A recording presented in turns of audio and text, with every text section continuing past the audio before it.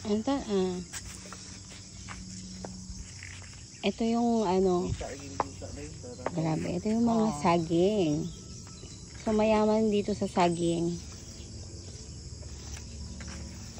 Ginagawa tong feeds. Diba?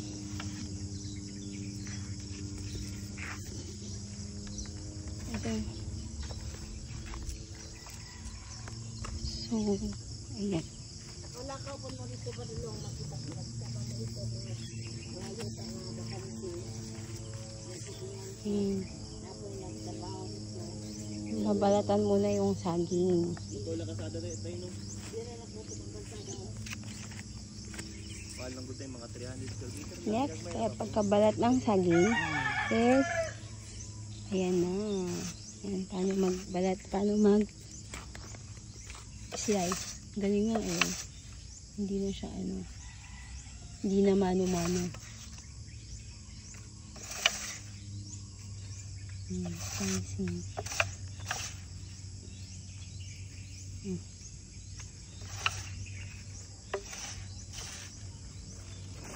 Dili ka magwantis ani, pikas dili mo kamot ani ba? Slice yung gamit ito. Disgrasya kasi pa totally mo. Oo, kaya nga dapat naka-PPE pa rin. Kaya malo ka din na mag-slide no. Oo. Ayan, ang yaman dito, no? Ang yaman ng Pilipinas. Ako na yan, ang daming sagingan. Kasi ito drying na to, drying part. So, naglakaw-lakaw kami.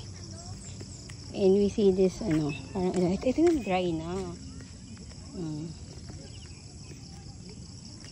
Drying. Dry na siya. Pagka dry na, ibebenta na nila to 12 pesos per kilo. Gagawing feeds. Ayun si nanay, siya yung nag-dry. O, diba?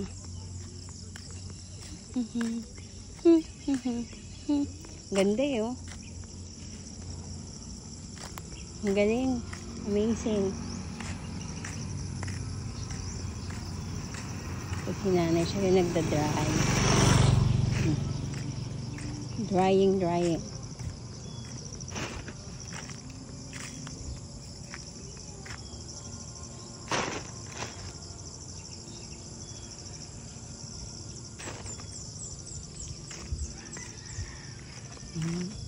Ito ano lang to, kakalatan. Tapos ito na. Dry na.